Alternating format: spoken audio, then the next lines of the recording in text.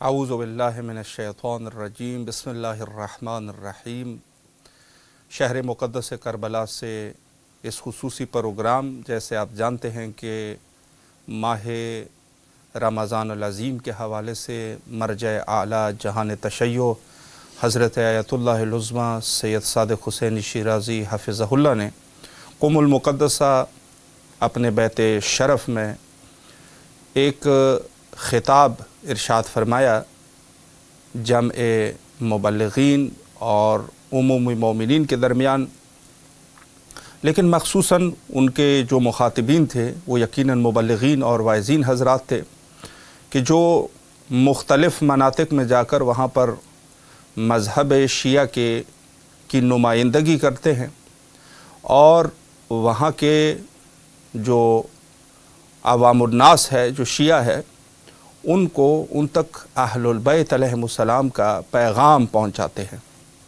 बहरहाल समाहतुल मरजा ने इस उन्वान से बहुत सारे नुकात को हम सबके दरमियान रख दिया, और ज़रूरी भी है कि जब कोई ख़ास मौका हो जैसे माह रमज़ान अज़ीम, तो उस हवाले से ज़रूरी भी ये है कि जो बुज़ुर्गान है वो हम तक हमारी रहनुमाई करें और इस हवाले से जो है हम हमारी क्या ज़िम्मेदारियां हैं उसको बेहतर तरीके से समझ सकें। ख़िताब जो है बहुत सारे नुकात उसमें थे, तकरीबन यानी अगर कुल्ली तौर पर भी देखा जाए तो तकरीबन 20 तक नुकात इस ख़िताब में उन्होंने इरशाद फरमाए मुख्तलिफ़ अनावीन से, और हत्ता साथ साथ में जो है वो मिसालें भी बताते रहे कि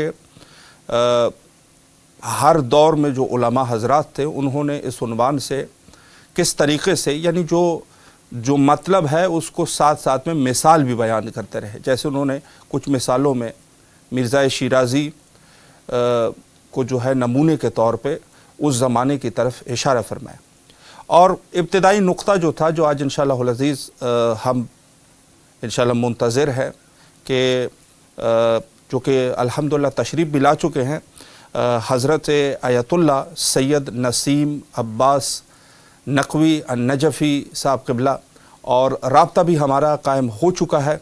सलामुन अलैकुम व रहमतुल्लाहि व बरकातुहू। अलैकुम अस्सलाम व रहमतुल्लाहि व बरकातुहू। मोहतरम सैयदना मुवफ़्फ़क़ीन इंशाअल्लाह। शुक्रिया क़िबला, खैर आफ़ियत से इंशाअल्लाह आप? जी शुक्र, अल्हम्दुलिल्लाह। क़िबला, सबसे पहले तो नहायत ही तहे दिल से आपके ममनून व मशकूर है कि आप तशरीफ़ लाए और हमें ये सआदत बख्शी। क़िबला, अगर आप इजाज़त फ़रमाएँ, चूँकि वक्त जो है वो मुख्तसर है, तो मैं सवालात का आगाज़ कर लूँ। जी बिस्मिल्लाह करें। जी शुक्रिया। क़िबला, समाहत मरजा हज़रत आयतुल्लाह उज़्मा सैयद सादिक़ हुसैन शिराज़ी हफ़िज़हुल्लाह ने बहुत सारे नुकात इरशाद फरमाए इस ख़िताब में। उसमें से जो इब्तिदा इन्होंने जिस चीज़ की तरफ इशारा फरमाया वो ख़ुद वही हदीस है जो खैरुन्नास की हदीस है। तो इस खैरुन्नास की हदीस के हवाले से क़िबला आप हमारी क्या रहनुमाई फरमाएंगे? बिस्मिल्लाह फरमाएं। जी बिस्मिल्लाहिर्रहमानिर्रहीम। अल्हम्दुलिल्लाहि रब्बिल आलमीन वस्सलातु वस्सलामु अला सय्यिदिल अंबिया वल मुरसलीन व अला आलिहि तय्यबीन अत्ताहिरीन। अम्मा बादो फ़क़द क़ालल मासूम सलामुल्लाह अलैहि खैरुन नास मन नफ़अन नास सदक़ल्लाह व सदक़ रसूलुहु सल्लल्लाहु अलैहि वसल्लम व सदक़ल अइम्मा अलैहिमुस्सलाम व क़ाल अल्लाह सुब्हानहु व तआला शहरु रमज़ान अल्लज़ी उन्ज़िला फ़ीहिल क़ुरआन हुदन लिन्नास व बय्यिनातिम मिनल हुदा वल फ़ुरक़ान। नाज़रीन मोहतरम, इस प्रोग्राम में चूँकि जो पहला नुक्ता आग़ाए मरजा कबीर ने इरशाद फरमाया मुबल्लिगीन की तबलीग के हवाले से जी, वो था उस हदीस की तरफ इशारा कि लोगों में सबसे बेहतरीन शख्स वो है जो दूसरे लोगों को फ़ायदा पहुँचाता है। सही। अब चूँकि बहुत सारे आमाल इंसान अंजाम देता है, नमाज है, रोज़ा है, हज, ज़कात है, बाकी जितने आमाल हैं, उन सब में जैसे कि आग़ाए मरजे ने फरमाया कि उन सब में अल्लाह सुब्हानहु व तआला ने या अहले बैत अलैहिमुस्सलाम ने ऐसा जुमला इरशाद नहीं फरमाया कि खैरुन नास वो है जो ज़्यादा रोज़े रखे या हजें ज़्यादा अदा करे या नमाजें ज़्यादा पढ़े, بلکہ لوگوں میں بہترین سب سے افضل وہ ہے، سب سے زیادہ خیر کمانے والا شخص وہ ہے جو دوسرے لوگوں کو بینیفٹ دے، جو دوسرے لوگوں کو فائدہ پہنچائے۔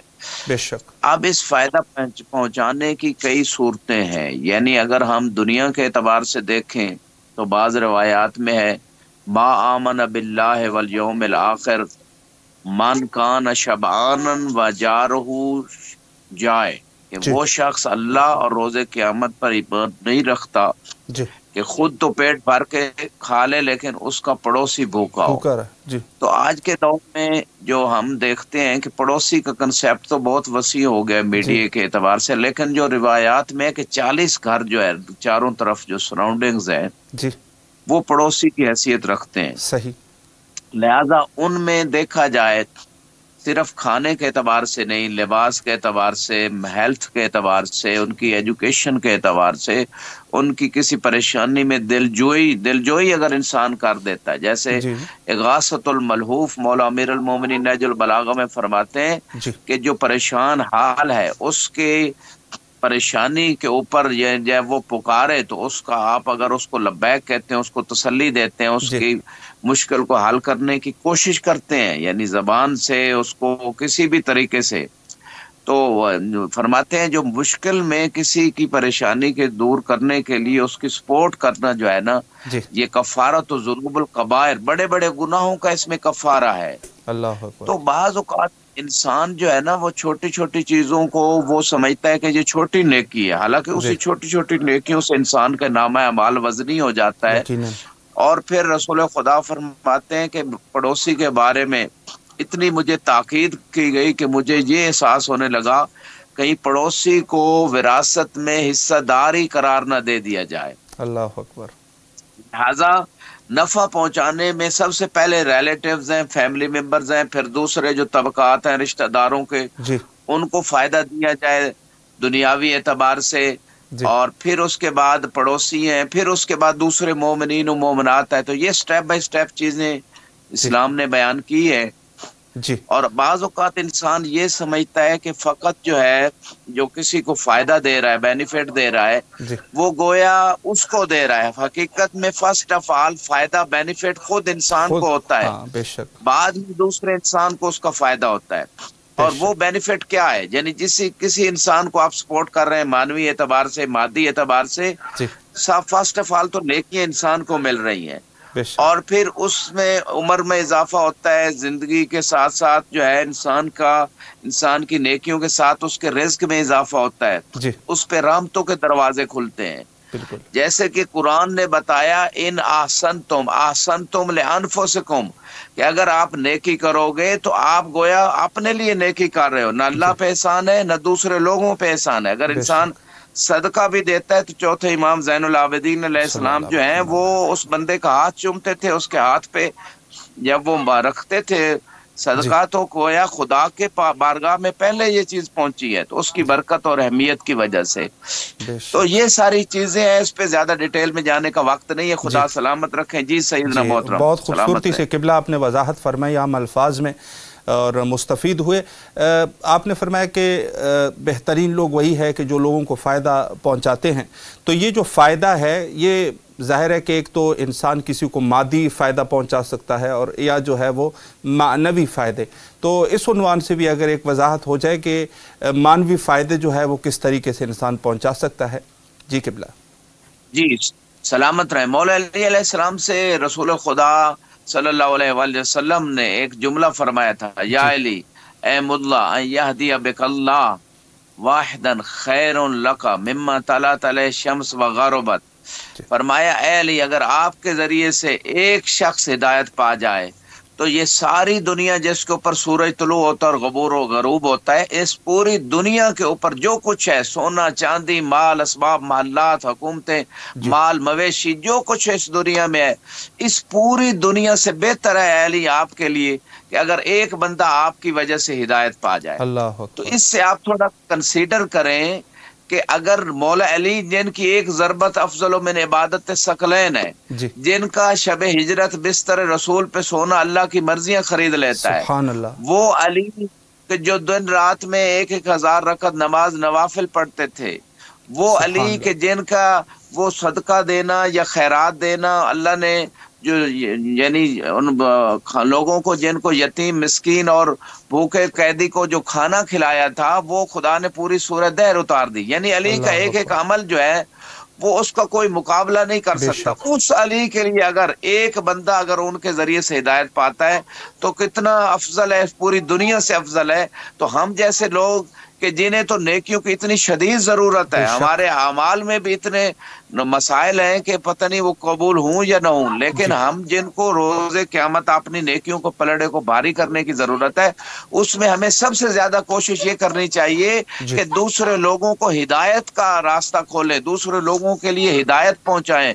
یہ مانوی فائدہ ہے ان لوگوں کو عجاب, یہ سب سے افضل فائدہ ہے. مادی فائدہ بھی اس کا اجر و ثواب ہے, لیکن سب سے افضل و اعلیٰ عمل جیسے کہ مرجع بزرگوار نے جو ہے نا اپنے درس میں بھی اس بات کی طرف جو ارشاد فرمایا اور نقطہ متوجہ کیا کہ افضل مرتبہ جو اس بندے کا ہوگا جو مانوی فائدہ لوگوں کی ہدایت کے لیے زیادہ سٹرگل کرے گا, اور جتنی سٹرگل کرے گا, اور بعض روایات بھی کہتی ہیں کہ جتنی کسی نے دوسروں کو ہدایت دینے کے لیے کوشش کی ہوگی اتنا زیادہ روز قیامت اس کا درجہ بلند ہوگا.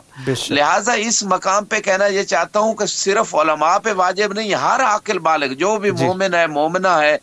آج میڈیا کا دور ہے, اس میڈیا میں تو اور آسان ہو گیا اور ذمہ داریاں بھی بڑھ گئی اور ہمارا وظیفہ شرعی وسیع تر ہو گیا. تو اس میں ہمیں دیکھنا ہے کہ ہم اچھی باتیں آگے شیئر کریں, خود پروموٹ کر سکتے ہیں, خود اپنا کریٹ کر سکتے ہیں, خود کوئی حدیث معصوم آگے اس کو ایڈٹ کر کے کر سکتے ہیں. تو بے شمار ذرائع ہدایت کے لوگوں کو پہنچانے کے, ارشاد کرنے کے اس میڈیا کے دور میں, تو خدا سب کی توفیقات خیر میں اضافہ فرمائے. جی سلامت رہیں شاہ صاحب. شکریہ, بہت خوبصورتی سے قبلہ آپ نے وضاحت فرمائی, اور ابتدا میں جو ہے یقیناً ان چیزوں کے لیے جو ہے وہ جیسے آپ نے فرمایا کہ خود تبلیغ کے حوالے سے ظاہر ہے کہ غیر علماء بھی اس میں ان کی بھی ذمہ داری ہے, تو خود تبلیغ کی کیا اہمیت ہے قبلہ, اس عنوان سے بھی اگر ایک رہنمائی فرما دیں. جی اس حوالے سے شاہ صاحب اگر ہم دیکھیں تو یقیناً آیات اور روایات بہت زیادہ ہیں. یعنی جو تبلیغ کی طرف انبیاء کا وظیفہ شرعی تبلیغ, انبیاء نے یہ کام کیا, ائمہ علیہ السلام نے یہ کام کیا. اتنا عظیم کام ہے, اتنا شریف کام ہے, اتنا مقدس کام ہے, اتنا امپورٹنٹ کام ہے کہ انبیاء کی ڈیوٹی لگائی, اور ان انبیاء نے فقط یہی کہا وما علینا الا البلاغ المبین. انبیاء کی ذمہ داری تھی کہ کھول کے بیان کرنا. اسی طرح علماء کی, اسی طرح تمام مومنین مومنات کی جو ذمہ داری ہے وہ کھول کے بیان کرنا ہے. آخری پیغام بھی تھا یا ایھا رسول بلغ ما انزل الیک من ربک, کہ وہ تبلیغ کر دیجئے ولایت اہل بیت کی, 12 ائمہ کی امامت کی. تو یہ اتنا امپارٹنٹ ہے کہ رسول خدا کی رسالت باقی نہیں رہتی اگر 12 ائمہ کی امامت کی تبلیغ نہ کریں. 1400 سال ہو گئے مذہب تشیع کو اور اہل بیت کو دبایا گیا, ان کو قید و بند میں رکھا گیا, ان کے چاہنے والوں کو جگہ جگہ قتل کیا گیا. آج میڈیا کا دور آیا ہے, اس کو مومنین و مومنات علماء تمام جو لوگ جتنا کچھ کر سکتے ہیں اس کو ویسٹ نہ کریں. اور اسی بات کی طرف آگئے مرجع نے بھی بہت عظیم توجہ دلائی, ان کا واجب ہے نہیں ہے. یعنی یہ بات اکثر فقہ واجب کفائی کہتے ہیں, میں سمجھتا ہوں انہوں نے آگا نے بہت زبردست نقطے کی طرف متوجہ کیا ہے کہ یہ ہر عاقل بالغ پہ واجب ہے, کیونکہ پوری دنیا میں جہالت ہے, گمراہی ہے. توحید کے اعتبار سے رسالت کو لوگ نہیں مانتے, ائمہ کو نہیں مانتے, اور دین کو نہیں سمجھتے, دین پہ عمل نہیں کرتے, تو گمراہی بہت زیادہ ہے 7 ارب کی آبادی میں. لہذا ہر شخص پہ جس قدر وہ کر سکتا ہے, جس فیلڈ میں ہے, جہاں بیٹھا ہے, میڈیا اس کے ہاتھ میں ہے, وہ خود بھی پورے دین کو سمجھے, دوسروں کو پہنچائے. اور بہت ساری آیات ہیں اس حوالے سے, یعنی قرآن کی آیات, جیسے کہ اللہ سبحانہ و تعالیٰ نے فرمایا وَلْتَكُمْ مِنْكُمْ أُمَّةٌ يَدْعُونَ إِلَى الْخَيْرِ يَأْمُرُونَ بِالْمَعْرُوفِ وَيَنْهَوْنَ عَنِ الْمُنْكَرِ, کہ آپ میں سے ایک پورا گروہ ہونا چاہیے جو خیر کی طرف بلائے, نیکی کا حکم دے, برائی سے روکے. اور شعیب علیہ السلام کی قوم میں 60,000 جو ہے نا نیک تھے, 40,000 برے لوگ تھے, پورے 1 لاکھ پہ عذاب آیا. کیوں؟ کیونکہ اللہ سبحانہ و تعالیٰ نے کہا کہ جو نیک لوگ نمازیں پڑھتے تھے, روزے رکھتے تھے, سارے نیک کام کرتے تھے, لیکن ایک کوتاہی تھی کہ برائی سے نہیں روکتے تھے, نیکی کی طرف بلاتے نہیں تھے. اللہ نے پوری قوم پہ عذاب نازل کر دیا. اللہ اکبر. میں کہنا یہ چاہتا ہوں کہ سابقہ امتوں کی مثال بھی ہمارے سامنے ہے, اور مولا علی کی آخری وصیت، جیسے کہ ماہ رمضان آ رہا ہے، آخری وصیت بھی یہی تھی۔ آخری وصیت جو آپ نے لکھوائی اس میں یہ جملے تھے، لا تترکوا الامر بالمعروف ولا والنہی عن المنکر ویسلط علیکم شرارکم ثم تدعون فلا یستجاب لکم، کہ امر بالمعروف کو نہ چھوڑنا، نہی عن المنکر کو نہ چھوڑنا، اس سے تمہارے اوپر شریر لوگ مسلط ہو جائیں گے اور تمہاری دعائیں بھی قبول نہیں ہوں گی۔ تو یہ جو بات مولا علی علیہ السلام نے فرمائی، اسی طرح رسول خدا صلی اللہ علیہ وآلہ وسلم کا جو خطبہ ہے شعبان، جس کو خطبہ شعبانیہ کہتے ہیں، ماہ رمضان کے حوالے سے، اس میں ساری یہی باتیں نصیحت کی، امر بالمعروف نہی عن المنکر کی، ہدایت کی۔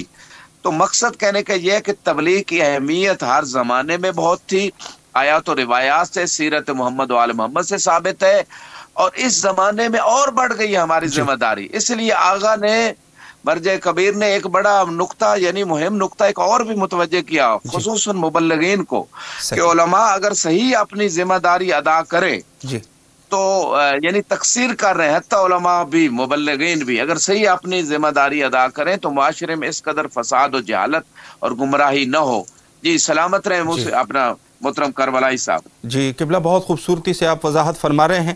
اس میں ایک سوال میں مبلغین کے عنوان سے یہ بھی کرنا چاہوں گا کہ جو مبلغین حضرات تبلیغ کرتے ہیں، معاشرے پر اس کا کیا اثر ہوتا ہے؟ اس عنوان سے بھی اگر ایک وضاحت ہو جائے۔ جی اس میں حدیث مبارک میں ہے، العلم بدون العمل کالشجرہ بلا ثمر، کہ اگر علم ہوگا اور عمل نہیں ہوگا تو ایسے ہی ہے جیسے درخت ہے اور اس کا پھل نہیں ہے۔ تو علم کے ساتھ عمل ضروری ہے۔ صحیح۔ اور جو بھی انسان کے پاس علم ہے، بہت ساری اس میں روایات ہیں کہ علم کو مقید کرو عمل سے۔ پریکٹیکل دیکھیں، آج دنیا نے سائنس میں بھی جو ترقی کی، آج دنیا میں جتنا زیادہ ہم دیکھ رہے ہیں روز بروز نئی ایجادات، انہوں نے پریکٹیکل کی ہے۔ پریکٹیکل علم کا ثمرہ دیتا ہے، پریکٹیکل علم کو محفوظ رکھتا ہے، پریکٹیکل علم کو آگے بڑھاتا ہے۔ لہذا قرآن نے بھی یہ کہا، الا الذین آمنوا وعملوا الصالحات، کہ وہ لوگ خسارے سے بچنے والے ہیں جو ایمان تو لے آئے، ساتھ نیک عمل بھی کیا انہوں نے۔ صحیح۔ اور پھر وتواصوا بالحق وتواصوا بالصبر، ایک دوسرے کو حق کی وصیت کرتے رہے اور صبر کی وصیت۔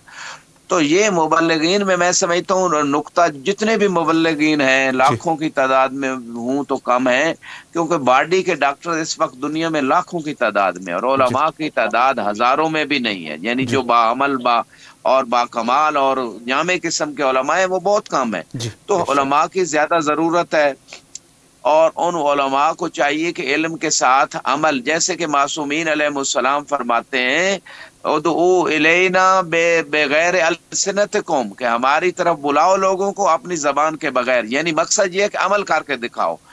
عمل کرو گے تو خود عمل تبلیغ ہے، اور پھر عمل کے ساتھ زبان کا بھی دخل ہے، زبان بعد میں چلائی جائے، پہلے عمل کر کے دکھایا جائے۔ تو جتنے علماء جو ہیں، جیسے کہ آغا نے ایک حدیث پیش کی اپنے درس میں، انہوں نے فرمایا کہ قوام الدین والدنیا باربع، کہ مولا فرماتے ہیں نہج البلاغہ میں کہ دین و دنیا کا جو قوام ہے، دونوں جو ان کا استقلال ہے، جو مضبوطی ہے، وہ ہوگی چار چیزوں سے۔ ان میں سے پہلی چیز یہ ہے کہ عالم یستعمل علمہ، کہ عالم اپنے علم کو استعمال کرے، یعنی اپنے علم کو عمل میں ڈالے، یہ پہلی چیز ہے۔ اور دوسری چیز جو ان امام نے ذکر کی اس مقام پہ کہ الجواد لا یبخل بمعروف ہی، صحیح، کہ جو سخی ہے وہ اپنے جو ہے نا اس میں نہ کرے، بخالت نہ کرے، یعنی بخیل نہ بن جائے۔ اور جاہل جو ہے نا وہ رکے نہیں علم سیکھنے سے۔ اور پھر فرمایا جو فقیر ہے لا یبیع آخرتہ بدنیاہ، فقیر جو ہے وہ اپنی آخرت کو اپنی دنیا کے ذریعے سے فروخت نہ کرے۔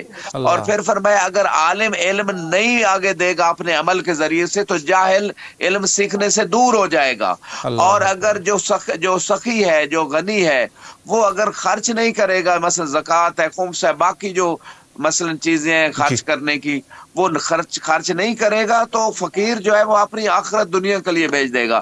تو دین و دنیا کا قوام ان چار چیزوں میں ہے۔ مختصر یہ کہنا چاہتا ہوں کہ مبلغین کی کندھوں پہ اہل بیت علیہ السلام اور انبیاء علیہ السلام کا وظیفہ شرعی تبلیغ بہت بڑی ذمہ داری ہے جی بے شک، اور خصوصاً غیبت کے زمانے میں.